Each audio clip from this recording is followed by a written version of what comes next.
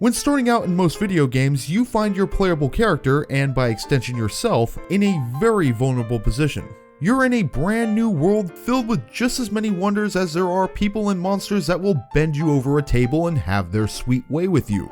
This sort of vulnerability could make any person playing a new game become paranoid of the very leaves on the trees and fear that one of them will tickle their taint. As you progress through the game and become better suited to handle taint tickling leaves as well as the bad guys in those trees doing their best impression of the Vietnamese, it's only natural that you become ever more confident in your game playing ability. Every now and then though, you may think that you're hot shit and nothing can take you on, which makes it ever more embarrassing when you encounter a baddie that will push your shit in as though you challenged Mike Tyson to a fist fight.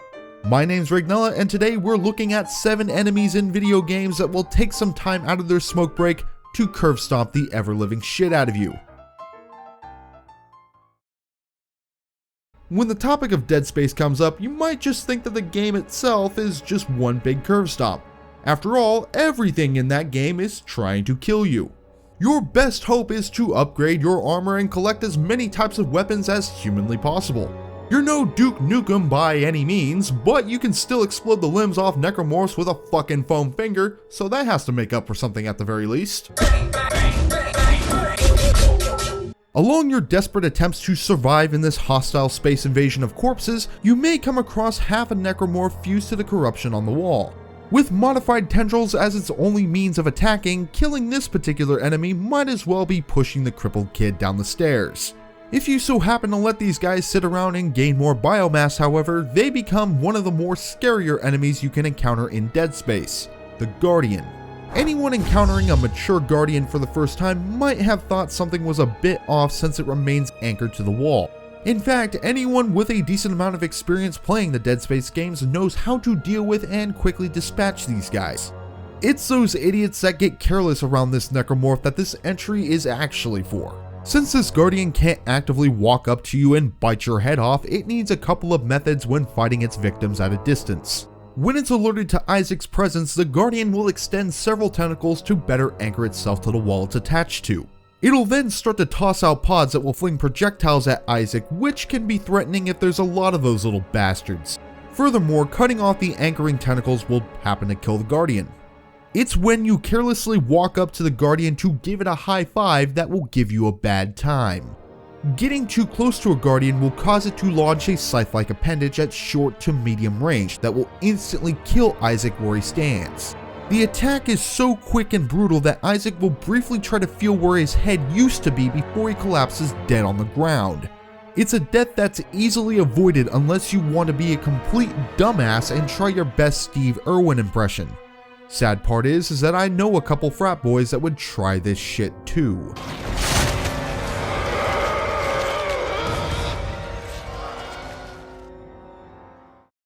If life gave you the choice to be a decent human being or a complete dick, which would you choose? Personally, as much as I like to be the guy that will help an old lady cross the street, I'm also the same type of person that will point and laugh upon seeing a 10-car pileup. Being a good person is hard, yet it pays off in the long run, but being a complete dick can be fun in of itself from time to time. The key thing to learn about being a dick is to ask yourself these 2 questions. Do I benefit from being a dick, and is there anyone nearby that can very quickly ruin my day? If you're playing the genocide route in the game Undertale, you benefit very early on from killing everything that has a pulse. And since it's technically an RPG, you're encouraged to kill everything you encounter. That is, until you come face to face with the final boss of the genocide route, Sans. Sans is a skeleton and also the first character that you encounter as soon as you exit the ruins. In every other route in the game, Sans is friendly and easygoing without a care in the world.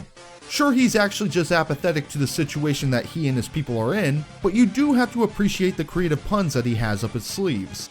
The problems start occurring when you decide to be a dick around him. You can push his buttons a bit by killing his brother Papyrus, where the stout skeleton disappears for the majority of the game only to berate you for your actions near the end. The real problem comes with killing all of the other monsters in the underground. Sans even warns you several times throughout your killing spree to cut that shit out or you'll have a bad time. Failing to heed this warning will put you in the most brutal fight in the game. Unlike most other fights, Sans attacks as soon as the fight starts, and you will very quickly get your ass handed to you if you're unprepared. Sans' attacks use Karma, which will drop your invincibility frames to 0, meaning that even though that he deals 1 damage, you'll be hit repeatedly without any breathing room if your timing is bad. This isn't even going into the poison effects his attacks will have, which will reduce your health even further. To add icing on the cake, Sans will continue to attack even on your turn during his second phase in the form of bones flying in over your battle menu. The game will even troll you by saying, reading this doesn't seem like the best use of your time. And finally, the only way to win this fight is to continue attacking even though he will dodge everything you throw at him. If you need to heal, you're essentially giving Sans a free turn to attack and whittle your health down even further. If you concede and accept his mercy offer, he will cut to the chase and just flat out kill you. After all of this suffering, the real reason you beat Sans is by some underhanded tricks and a final blow that the first human makes for you automatically. So be careful the next time you want to be a dick, because there's always someone out there willing to be a bigger dick than you.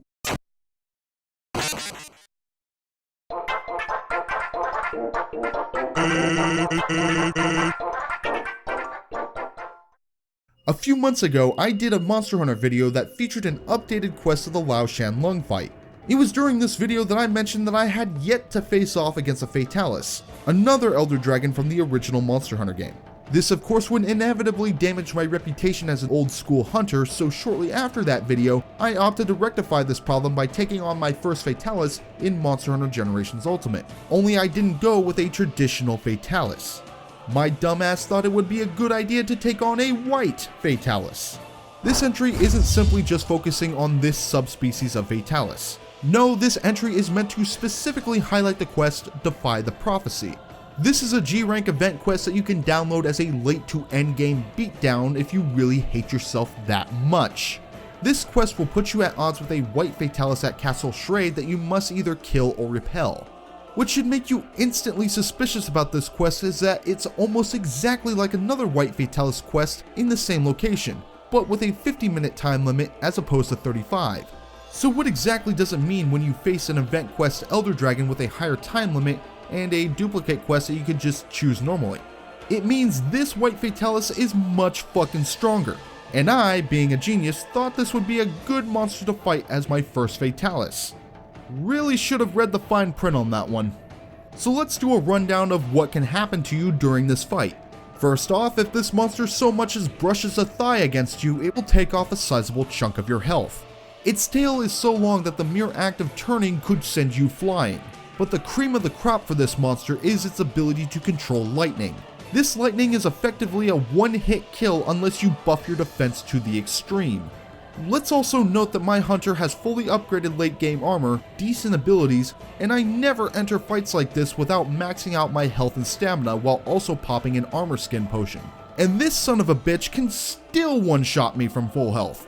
This isn't even taking into account the white Fatalis' armor mode or the attack where it flies up and rains down lightning before crashing back to the ground for another effective one-hit kill. Being that this is a quest that can be done online, you can bring a few people to help you with this hunt, but ironically that may just make this quest even harder. At least if you were fighting by yourself, you would only have to worry about yourself getting hurt. Having 3 other people with you is just begging the white Fatalis to hit you all with a single lightning strike and end the quest immediately with a game over. Overkill, thy name is the white Fatalis.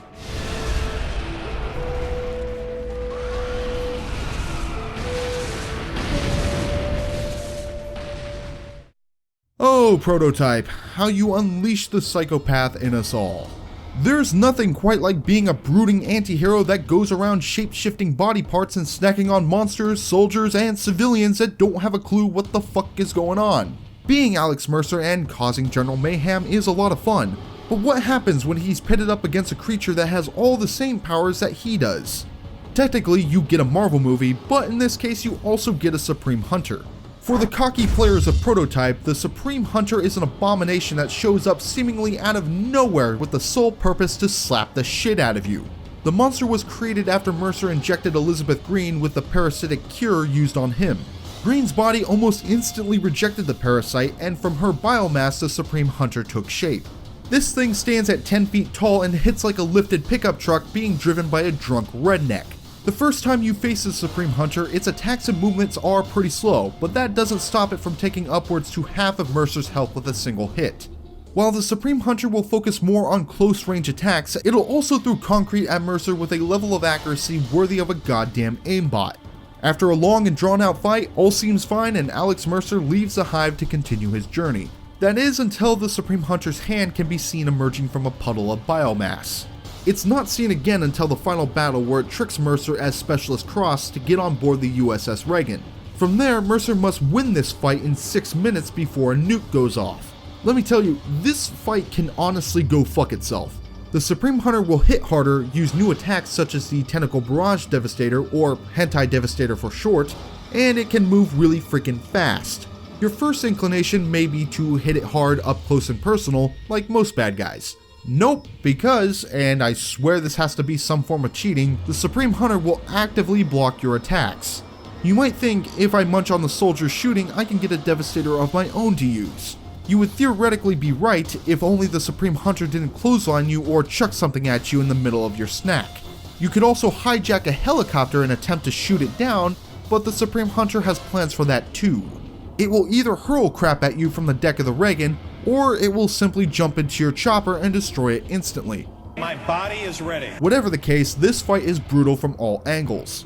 The Supreme Hunter hits hard, it's fast, and worst of all, it's smart. And it will do everything it can to rub your face into the dirt for making yourself feel like you are a badass.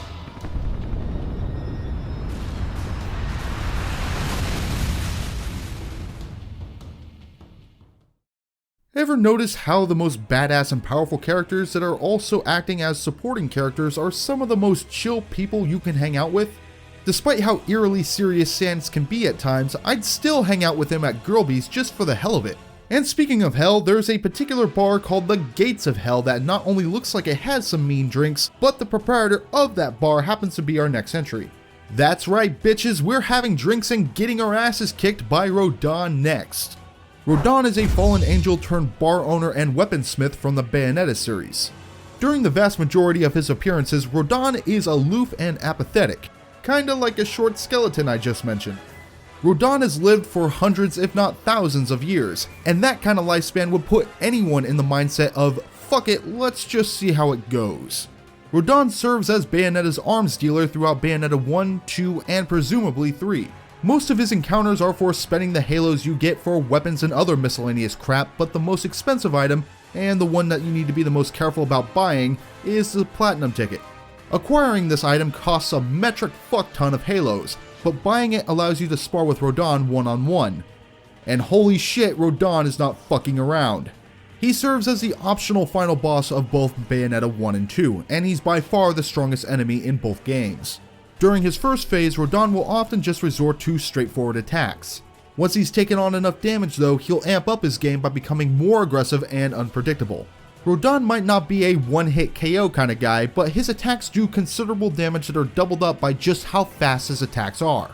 One moment you could be fine and the next he's slapping you around like a fine booty. Yeah, I think I'll just stick to this guy's drinks. Then again, a few drinks from Rodon and I think I'll wake up in an alley with lipstick plastered on my face and snuggle up against a homeless chick with a beard.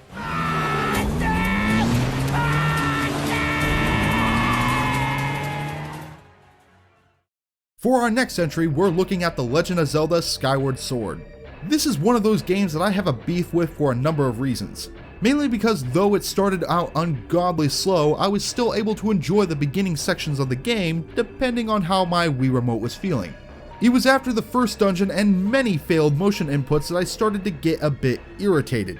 After the final boss fight, I felt drained from this game, and the worst of it came from the goddamn Silent Realms.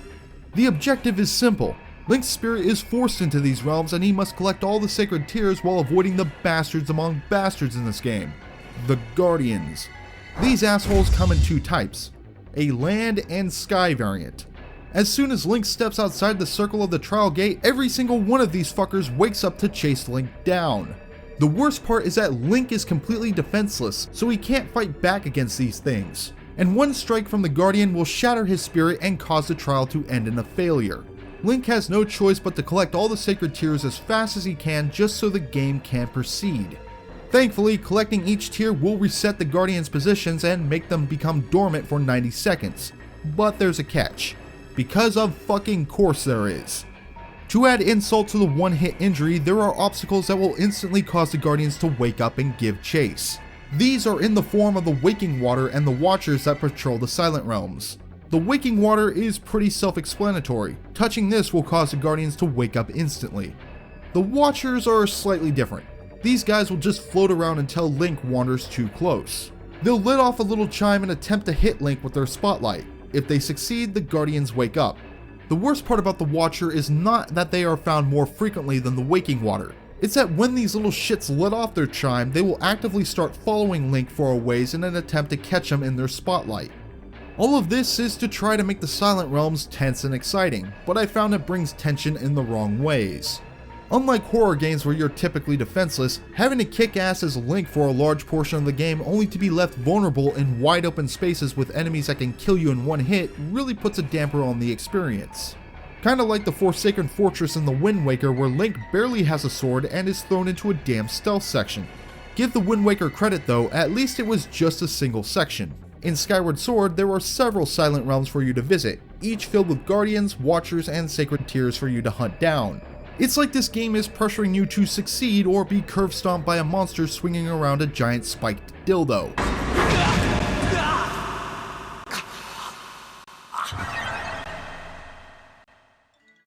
It's typically an unspoken rule that an enemy you face in a video game shouldn't play dirty. I mean, some enemies play dirty anyway just to fuck with you, but for the most part, it's your job to play dirty as opposed to taking on an opponent that's also not one for playing fair. So when you get challenged to a fight to the death by a stranger as his last request, you might just think that this will be a walk in the park, right? If you really think this, the Ebony Warrior is just gonna laugh in your face. The Ebony Warrior in Skyrim is among one of the strongest enemies in the game, and he will only seek you out once you've reached level 80. I considered putting Karstag on this list instead, but it's only after analyzing in closer detail when you realize just how brutal the Ebony Warrior is. After he finds you, he will request that you meet him at the last vigil for this duel to the death. Once you get there and initiate the attack, you'll soon realize that for a guy that wants to die, he really isn't content with going down without a fight. You see, the Ebony Warrior has been on his own journey. He even says that he's done all there is to do and boasts equipment that reflects this. All of his gear will have enchantments that will make your life very difficult, including 50% fire resistance, 40% health regeneration, and a combined total of 75% damage increase with one-handed weapons. True to his name, the Ebony Warrior uses an ebony sword, bow, and armor, some of the strongest gear in the game. As an additional insult, his ebony sword has an enchantment that absorbs 25 health with every strike. So when you're doing your best to whittle down his health, the Ebony Warrior is actively sucking health from you and chugging healing potions to boot. He's also resistant to several spells, can use shouts, and can mess you up with his own spells. One of these spells is also designed to steal your conjured Daedra. This guy will make it so even your own damn minions turn on you. Needless to say, you really have to bring your A game when fighting the Ebony Warrior. At level 80, you may have all the best armor and weapons in the game and are feeling pretty confident in your ability. The Ebony Warrior is that challenge that puts all your knowledge to the test, lest you be smacked down and hurled off the mountain you both are fighting on. Or you can upgrade your pickpocketing to 100 and steal a bunch of his shit before the fight if you really want to one-up this fucker on playing dirty. So that was my pick for 7 video game characters that will utterly curve stomp you. Obviously, there has to be more guys like this out there, and I would like to hear about your experiences. So leave a comment down below detailing what enemies knocked the shit out of you, especially if you were already in the late game. With that said and done, this has been Regnilla, and I will see you all again next time. Take care, people.